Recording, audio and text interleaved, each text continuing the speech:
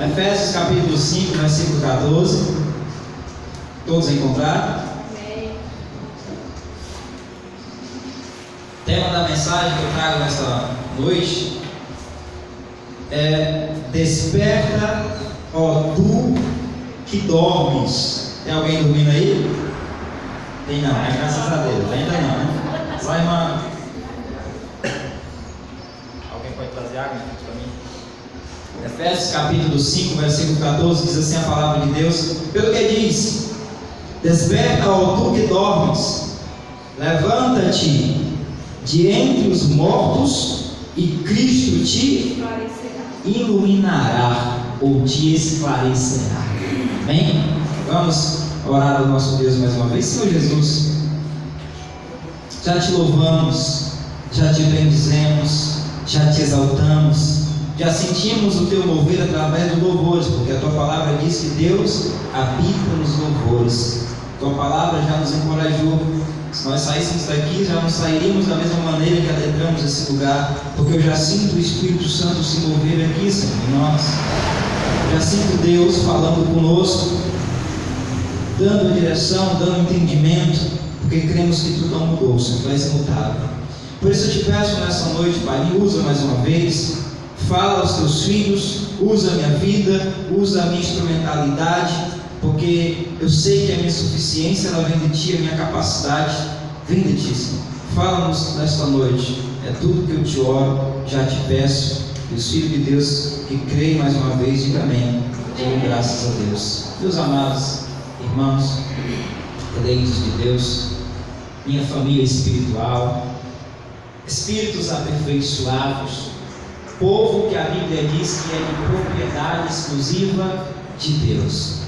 Eu, você, nós não pertencemos a uma denominação, não fazemos parte de nenhuma convicção humana, mas nós pertencemos à igreja que está arrolada lá nos céus. Pertencemos ao único e supremo pastor, o Senhor Jesus Cristo, porque foi Ele que deu a vida por nós lá na cruz, amém? Então nós somos propriedade exclusiva dele. E Paulo, quando ele escreve a sua carta aos Efésios,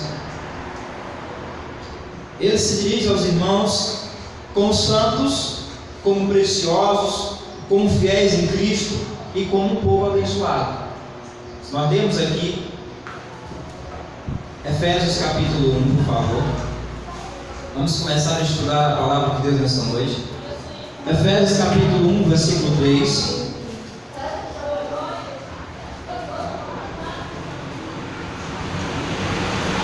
Efésios capítulo 1, versículo 3.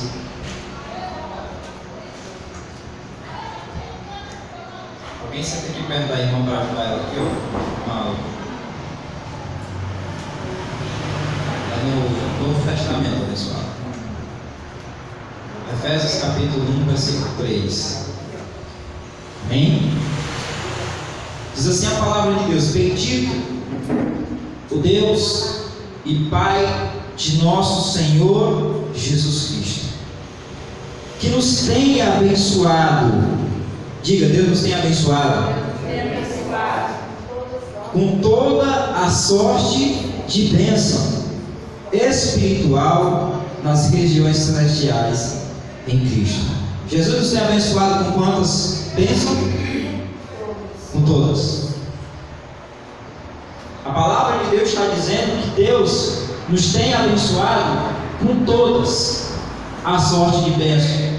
Então você não precisa de um patuá, você não precisa de uma fita, você não precisa de uma rosa ungida para ser abençoado, você não precisa de um lenço, você não precisa de um saquinho de sal, você não precisa de um galho de arruda, porque a Bíblia está dizendo que você é abençoado. O que é que eu preciso, irmão? Eu preciso crer que eu sou abençoado.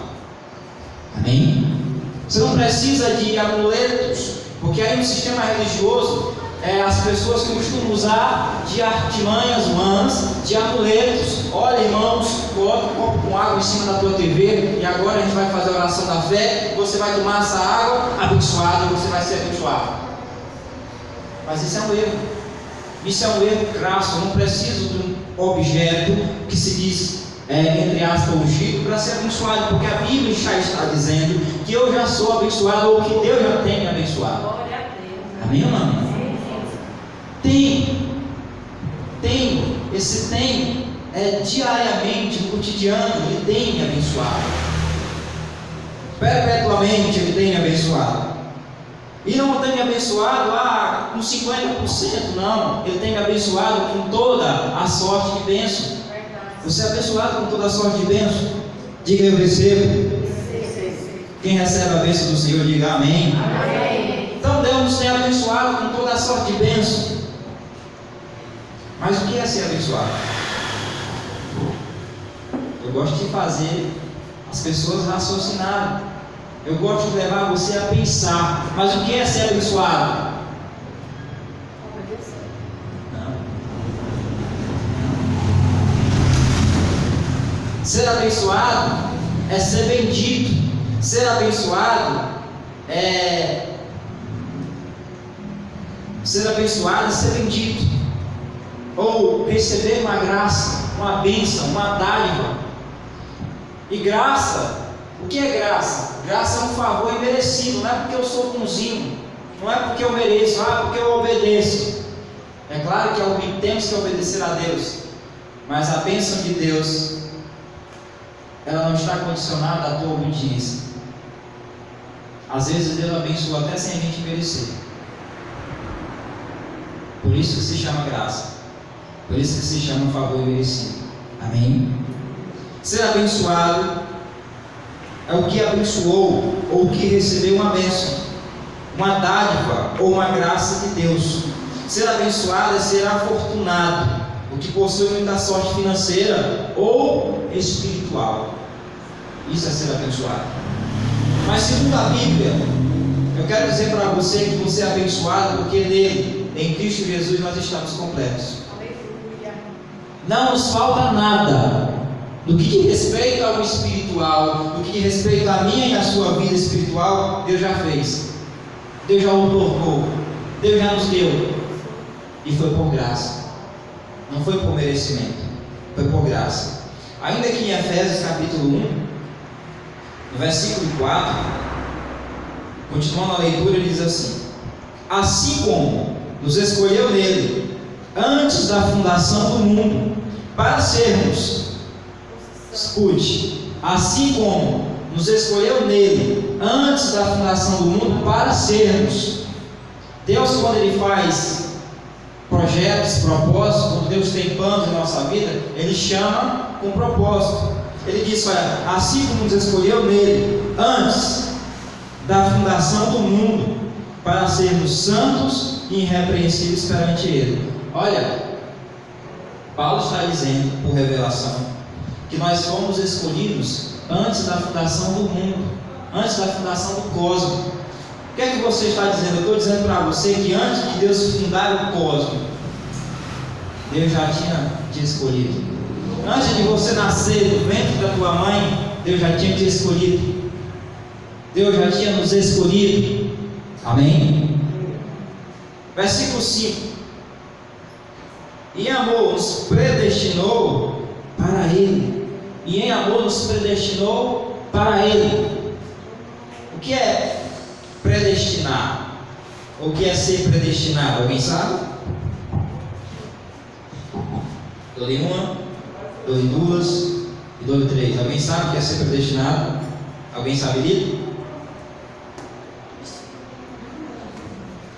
Predestinação significa destinar ou decretar, apontar ou estabelecer de antemão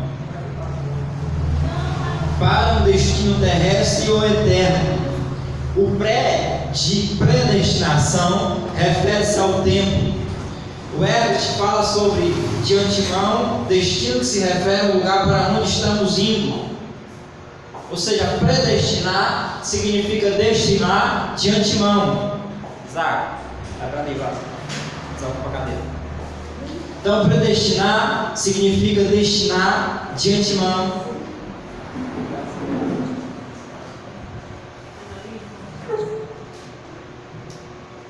Como eu disse, no dicionário Herbert fala sobre o de antemão. Destino refere-se ao lugar para onde estamos indo, como vemos no uso normal da palavra destinação.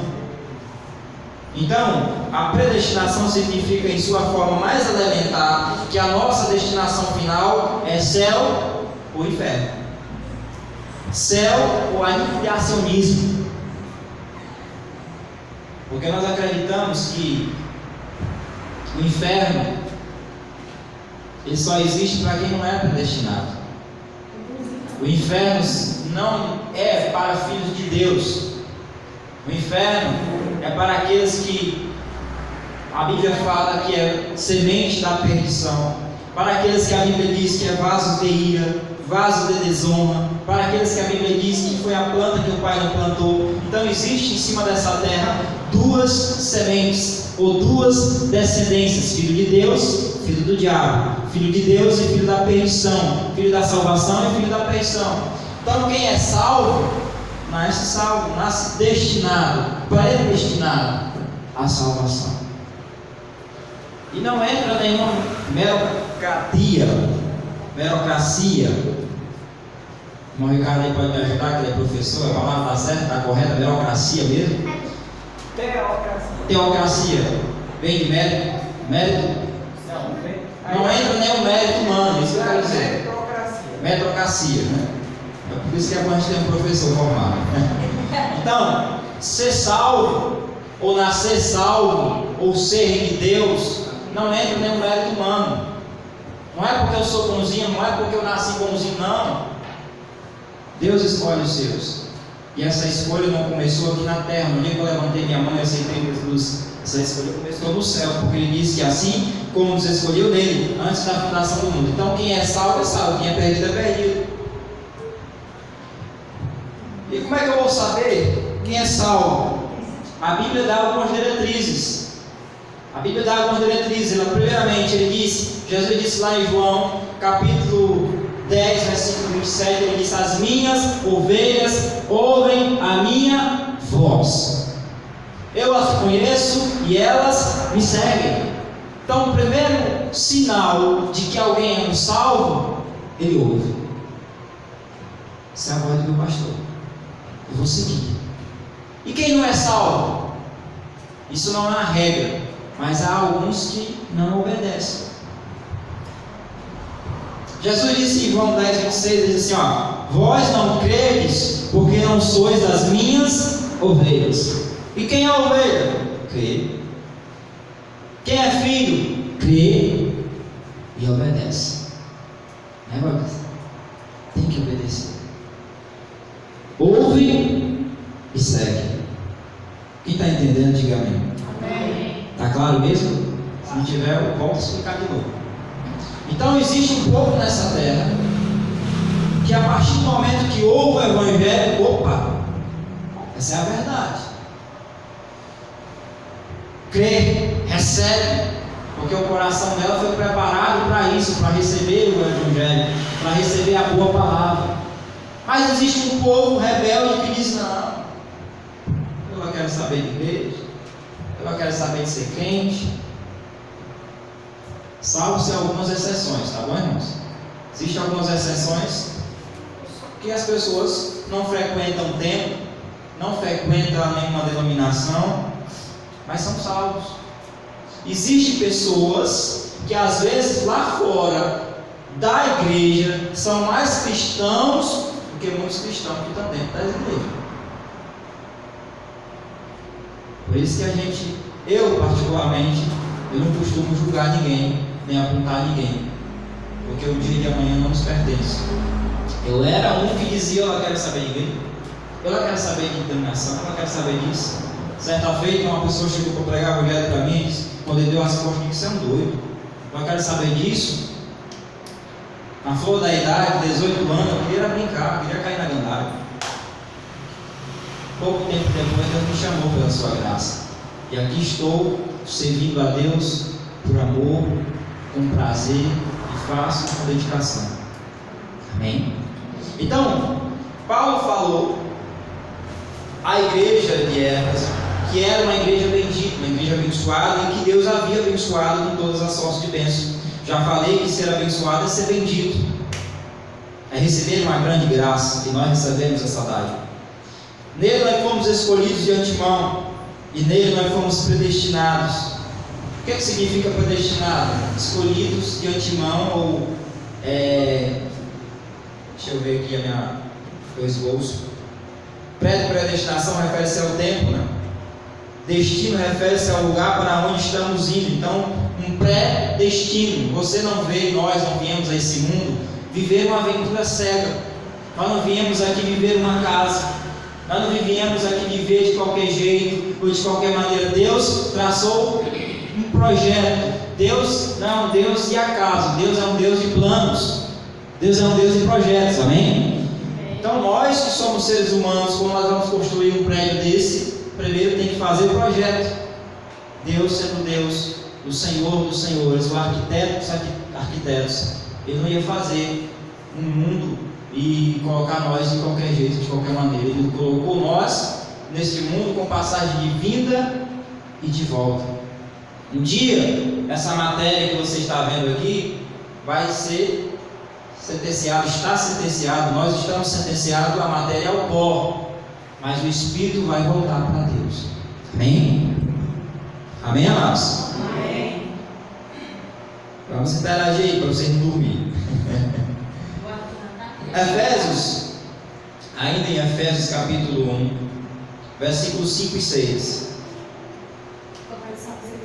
Nos predestinou para Ele para a adoção de filhos, por meio de Jesus Cristo, segundo o beneplácito da sua vontade, para o louvor da glória da sua graça, que Ele nos concedeu gratuitamente no amado, no qual temos a redenção pelo seu sangue e a remissão dos pecados, segundo a riqueza da sua graça.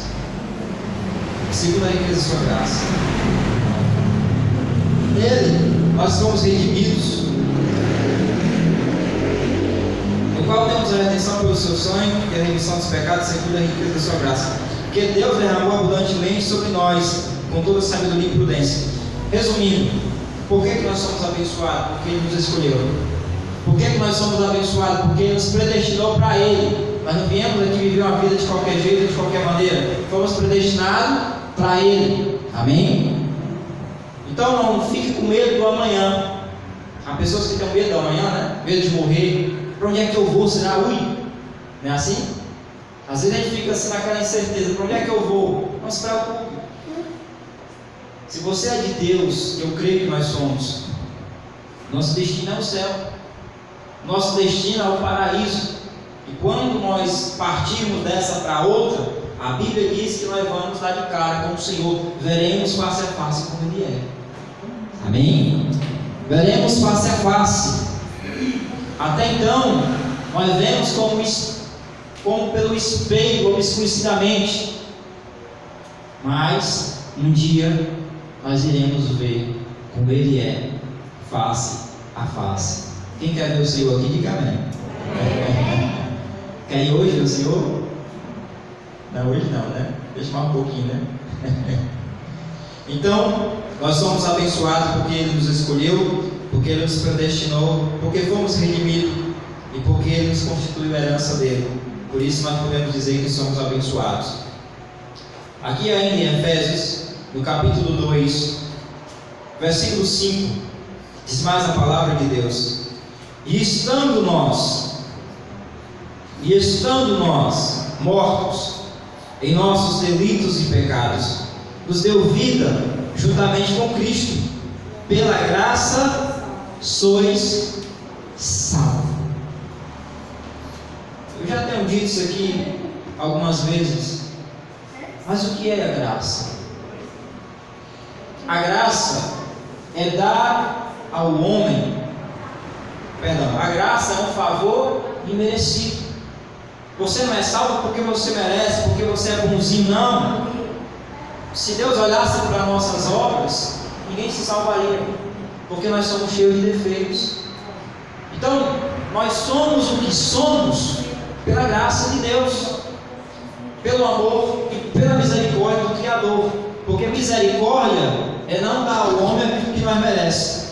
E o que é que nós merecíamos? Castigo, desprezo, mas Deus decidiu nos amar pela graça dele.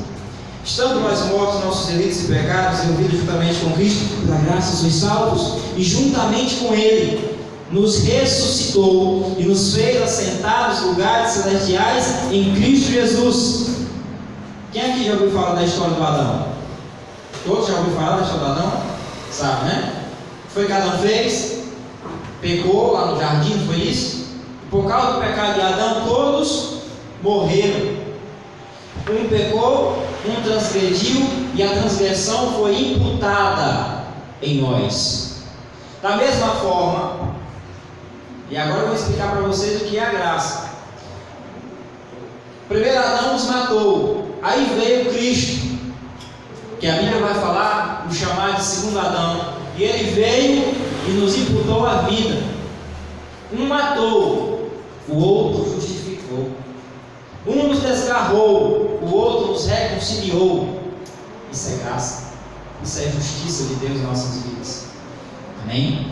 Então, Adão nos matou espiritualmente por causa da transgressão dele, por causa do pecado dele. Mas que culpa temos eu? Que culpa tem você? Que culpa tem você? Que culpa temos nós? Adão pegou, ou nós tornamos pecadores? E aí alguns dizem assim, não, isso aí Deus veio e mostrou a graça. Foi graça. Mas eu digo, eu vou mais além, que eu sou ousado. Eu digo, não foi só graça não, foi justiça de Deus. Porque Adão nos matou. O segundo Adão, que é Cristo, veio e imputou em nós a vida. Ou seja, ele fez justiça. Amém ou não amém? E o que é que eu preciso fazer para ser salvo? Preciso ir à igreja, aceitar a Jesus, passar pelos ensinos, batizar na água? Não. A gente nos reunimos como igreja porque nós entendemos que o amor de Deus nos constrange. Nós nos reunimos como igreja porque nós entendemos que o amor de Deus nos constrange a celebrar a Ele, a tirar um tempo para Ele, a separar um tempo para louvar a Ele, para agradecer o nome dEle. Mas nós sabemos que isso aqui não nos salva, porque quem é salvo é salvo, e quem é perdido é perdido. Amém? Amém. Continuando aqui a nossa leitura. Juntamente com Ele nos ressuscitou, nos fez assentar em lugares celestiais. Versículo 7. Para mostrar nos séculos vindouros a suprema riqueza da sua graça. A suprema riqueza da sua graça em bondade para conosco em Jesus Cristo. Então Deus, a graça dele foi maravilhosa. É algo espetacular. Como disse o profeta Amós no passado, olha, eis que eu realizo em vossos dias uma obra que vós não crereis quando for contada. E hoje as pessoas têm dificuldade, irmãos, de entender a graça, porque na graça não há espaço para a glória humana. Na graça não, o homem diz, olha, porque assim, no sistema religioso, na lei, o homem diz assim, eu orei. Aí fora o homem diz assim, eu jejuei, eu subi um monte, eu, sabe, eu sou santo, eu dou o meu dízimo, eu faço aquilo outro. Aí fora a pessoa diz assim. E na graça, Paulo, que foi o exemplo, ele diz assim, olha, eu sou o que sou pela graça.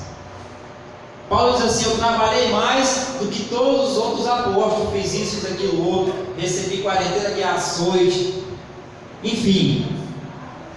Mas ele diz assim, não eu, mas a graça de Deus comigo. Então na graça não há espaço para glórias humanas.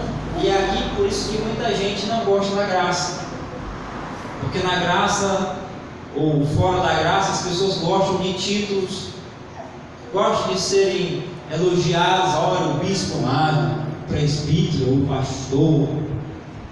Se você me chamar de irmão Robson, já está bom demais. Porque nós entendemos que só há um mediador entre Deus e os homens. Nós entendemos que não há ser maior do que Cristo. Cristo tem que aparecer em nós através das nossas vidas. Hoje eu estava estudando um assunto. Eu não ia trazer esse assunto, eu ia trazer outro. Mas Deus me inquietou a trazer esse. E dentro do assunto que eu estava estudando, eu estava analisando falando sobre... Cheguei numa parte que dizia que Jesus disse que não veio ao mundo para ser servido, mas veio para servir. E o que é que eu aprendo com isso? Eu aprendo que a regra do reino é diferente da regra do mundo. No mundo, o maior é servido pelo menor, não é assim? O empresário é servido pelo menor, pelo empregado, pelo serviçal. No reino de Deus, Jesus disse: o maior é aquele que serve, o maior é aquele que age com humildade. Jesus disse: olha, eu não vim para ser servido, eu vim para servir, eu vim para dar exemplo. E aí Jesus quebrou todos os paradigmas da religião. Quebrou todos os paradigmas, quebrou todos. O pessoal ficava assim olhando: mas como é que é? Esse cara aí disse que é o rei dos judeus. E ele disse que não veio para ser servido, veio para servir. Veio com humildade. Isso é graça. Só a graça pode fazer isso no homem. Só a graça pode fazer o homem largar os títulos, os dogmas, os ritos, os sacrifícios. Só a graça nos faz entender que não há um local específico da adoração, não há um local específico da bênção, porque Jesus disse que onde estivessem 2 ou 3 reunidos em meu nome, eu estou no meio. Jesus disse àquela mulher samaritana em João capítulo 4, ele disse: olha, Senhor, os samaritanos adoram um monte, e você diz que os judeus dizem que deve se adorar no templo ou lá em Jerusalém, e o Senhor o que é que diz? Ele disse: olha, mulher, vem a hora, já chegou, e os verdadeiros adorarão o Pai em espírito e em verdade. Jesus quebrou os paradigmas da religião. Jesus: olha, nem no monte e nem no templo, nem em Jerusalém, não, é em espírito e em verdade. Ou seja, o que Jesus estava dizendo: não importa o lugar, pode ser até debaixo de uma árvore, pode ser debaixo da ponte, contanto que você esteja com sinceridade diante de Deus, Deus age, Deus usa, Deus fala. Esse é o Deus da Bíblia, e essa é a Bíblia que os crentes usam, mas não conhecem essa verdade, infelizmente. Paulo, inspirado por Deus, diz: olha, o Deus que fez o céu, o Deus que fez o mundo e tudo que nele existe, sendo ele Senhor do céu e da terra, ele não habita em santuário feito por mão de homens. Deus não habita em santuário por mão de homens. E Deus habita onde? Como disse o irmão Ricardo no ano passado, Deus habita em nós, porque nós aqui somos o templo. Amém? Diga para você mesmo: eu sou o templo, eu sou a morada do Espírito Santo. Deus habita em mim. Nunca se esqueça disso. Mas eu sou cheio de defeitos, sabe? Pessoas geralmente costumam olhar nossos defeitos, olhar nós na carne. E se nós se olhar na carne, nós não vamos encontrar nada de bom em nós. Mas saiba que Deus não olha como você olha. Deus não vê como o homem vê. O homem vê o exterior, o homem vê a parte de fora. Deus vê o que está dentro. Deus sabe. Deus sonda nossa mente, nosso coração. Deus conhece as nossas fraquezas. Amém? Continuando aqui a leitura. Por que nós somos abençoados? Porque nele nós fomos ressuscitados. Efésios capítulo 2, versículo 1. Ele vos deu vida, estando vós mortos nos vossos delitos e pecados. No versículo 6 ele diz assim: e juntamente com ele nos ressuscitou e nos fez assentar nos lugares celestiais em Cristo, para mostrar nos séculos vindouros a suprema riqueza da sua graça e bondade para conosco. Versículo 8: pela graça sois salvos, mediante a fé, e isto não vem de vós, é dom de Deus. Pela graça sois salvos. Pela graça, pelo favor imerecido, não é porque você é bonzinho, não é porque você faz obras. Versículo 8, versículo 9: não de obras, para que ninguém se glorie. Não é de obras. Deus te ama, Deus te quer. Qual de nós, eu sou pai, que também tem outros pais, tem mães. E nós amamos nossos filhos incondicionalmente.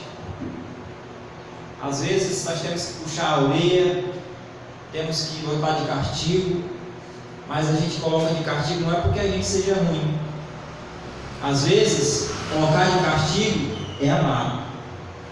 Às vezes, puxar a orelha é amar. Muitas das vezes Deus também trata como filho. Muitas das vezes Deus fecha as portas. Muitas das vezes Deus coloca um empecilho. Muitas das vezes Deus puxa a nossa orelha. Mas não é porque Deus seja mau. É porque Deus é bom. E Ele quer o melhor para nós. Amém? Deus nos trata como filho. Deus nos ama com amor eterno. E nada pode nos separar desse amor. Em Efésios capítulo 2, no versículo 14, ele diz mais assim: porque Ele é a nossa paz, o qual de ambos os povos, ou seja, judeus e gentios, fez um, e tendo derrubado a parede da separação que estava no meio, a inimizade, aboliu na sua carne a lei dos mandamentos, a forma de ordenança, para que os dois povos criassem em si mesmo um novo homem, fazendo a paz. Para quem não sabe, antes da cruz de Cristo, o povo que era chamado povo de Deus era o povo de Israel. Israel era um povo salvo, Israel era um povo considerado um povo respeitado, e Israel se ensoberbeceu por isso. Israel nos via, nós gentios, porque todos quando não nasceram Israel é considerado um gentio. Então, o povo de Israel viu os gentios como uma escória do mundo, como um povo menosprezado, como um povo inferior, uma raça inferior. E lá na cruz Deus derrubou essa parede de separação. Lá na cruz Jesus tirou a lei, levou a lei ao fim, deu cabo da lei, e lá Ele fez a paz. A parede de separação foi derribada. Ele aboliu na sua carne a lei dos mandamentos, na forma de ordenança, para que os dois povos criassem um. Então hoje Deus não faz separação de povo e povo, de raça. Deus nos vê não é na carne, Deus nos vê no Espírito. Amém? Aqui ainda em Efésios, no capítulo 3, no versículo 1, o apóstolo Paulo vai dizer assim, Efésios capítulo 3, versículo 1: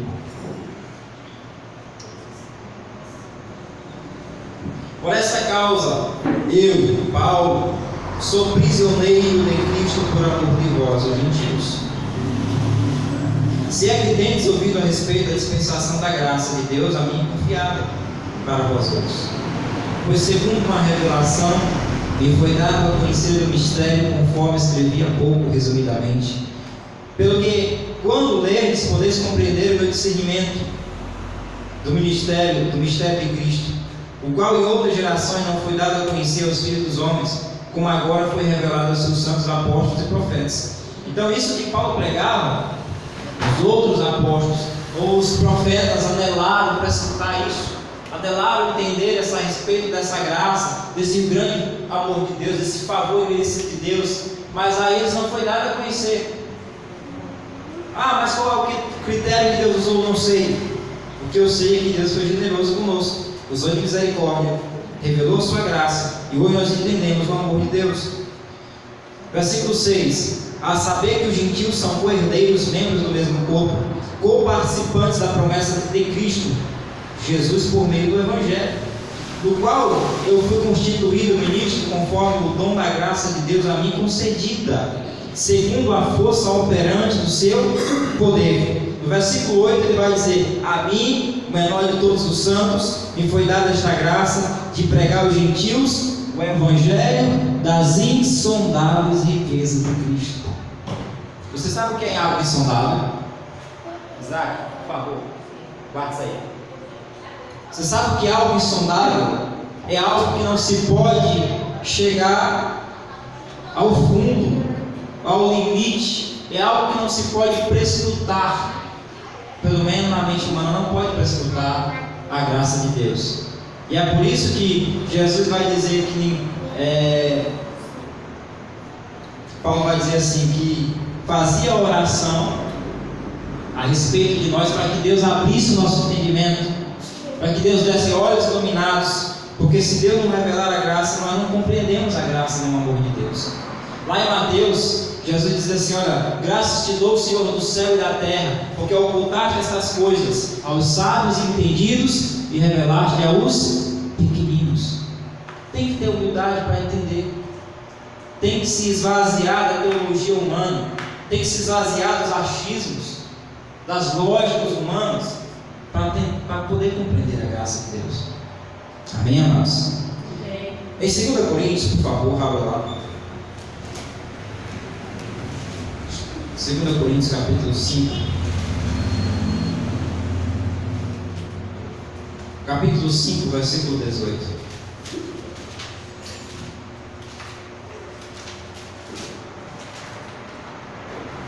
Segunda Coríntios capítulo 5, versículo 18.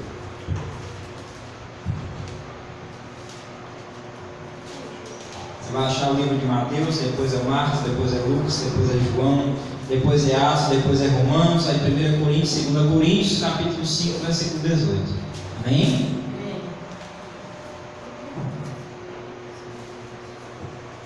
Diz assim a palavra de Deus: ora, tudo provém de Deus.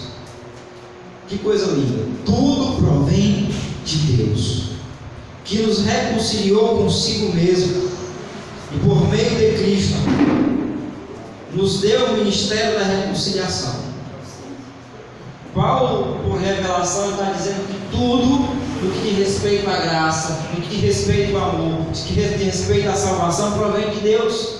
E ele vai dizer: a saber que Deus estava em Cristo reconciliando o mundo consigo o mundo, não imputando aos homens as suas transgressões, e nos confiou a palavra da reconciliação.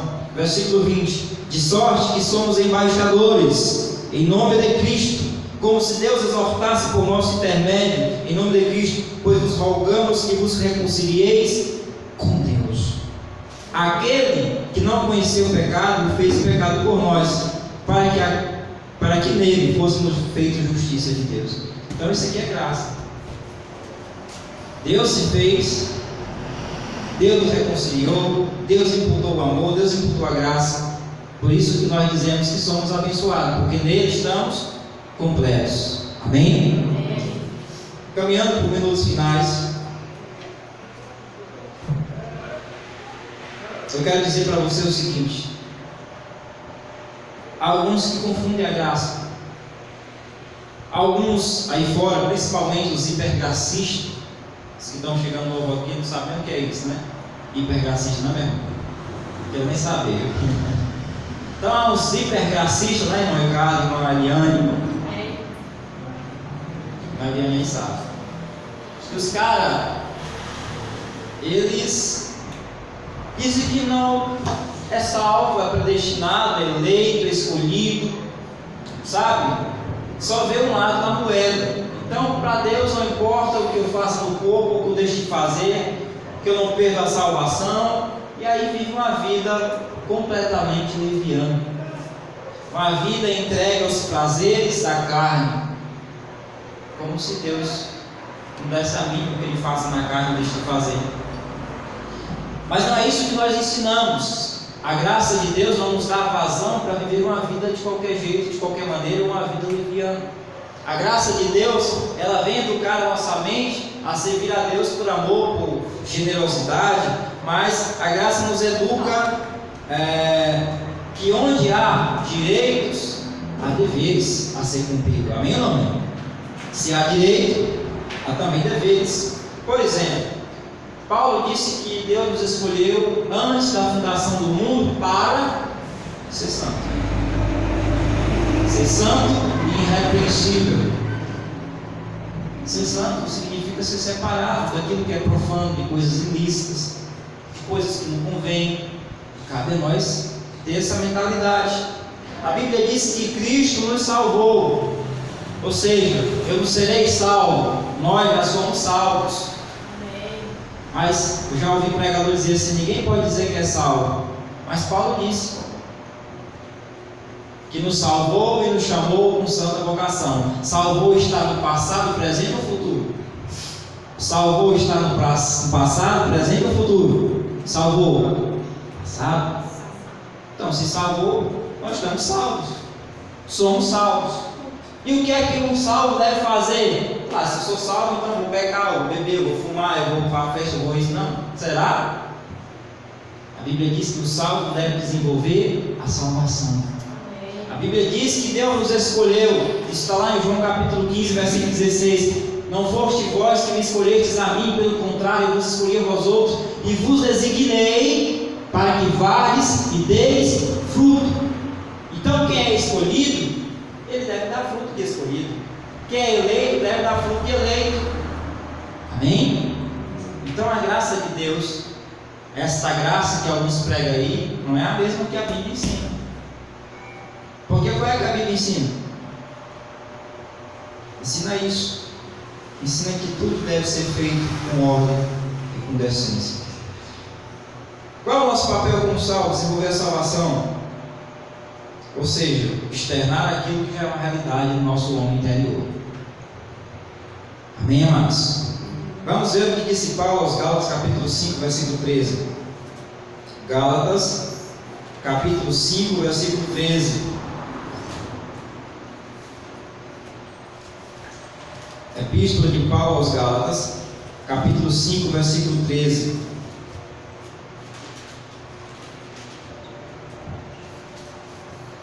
Alguém quiser fazer alguma pergunta, fica à vontade, tá bom? Gálatas, capítulo 5, versículo 13. Já foi contestado também por algumas pessoas aí, né, irmã, cara? Ah, lá na sua reunião, lá só o irmão que fala, né, cara? Não, esse pessoal não pergunta.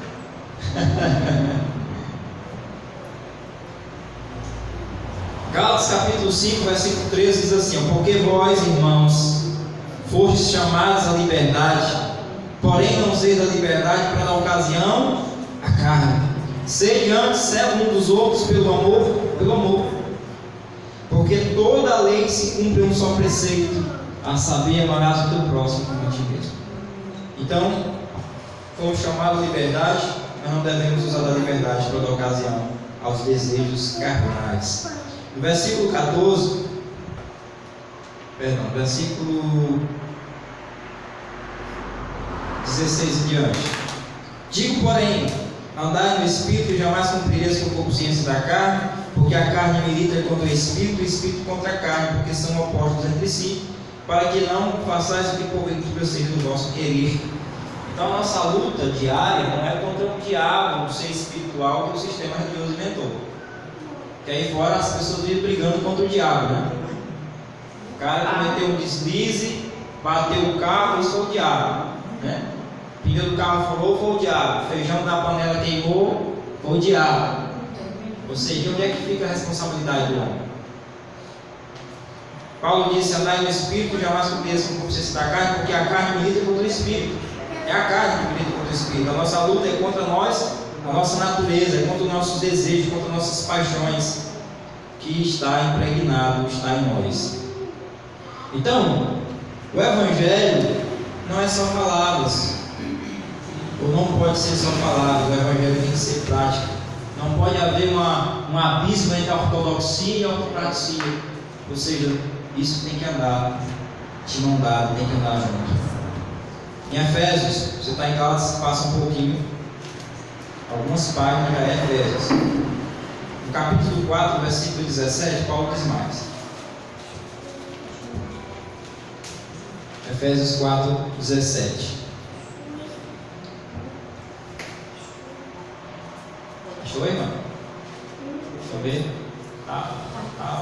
Foi de Bíblia, né? Venha mais vezes que você vai ficar por de Bíblia, viu? Eu vou falar que Efésios já está com o livro aberto. Efésios 4,17 diz assim a palavra: isto, portanto, digo no Senhor e testifico que não mais andeis como também andam os gentios, na vaidade dos seus próprios pensamentos, obscurecidos de entendimentos, alheios à vida de Deus por causa da ignorância que vivem, pela dureza do seu coração, os quais, tendo se tornado insensíveis, entregaram-se à dissolução para com avidez, cometeram toda sorte de impureza.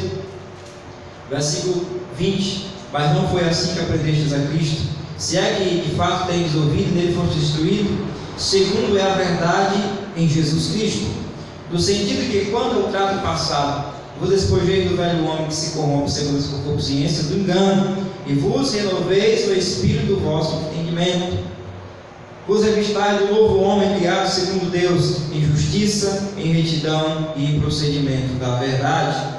Por isso, deixando a mentira, fale cada um a verdade com o seu próximo, porque somos membros uns dos outros. Irai-vos e não pequei, não se põe o sol sobre a vossa ira, nem deis lugar ao diabo. Aí, irmão, você disse que o diabo não existia, mas está aqui o diabo, né, irmão? Pois é. E aí? E agora? E agora? Mas é igual o Chapolin Colorado, quem poderá me defender?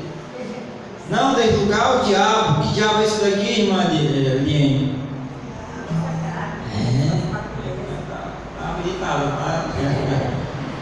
Você vê que o contexto está falando que aquele não mentais, deixando a mentira, fala cada um a verdade.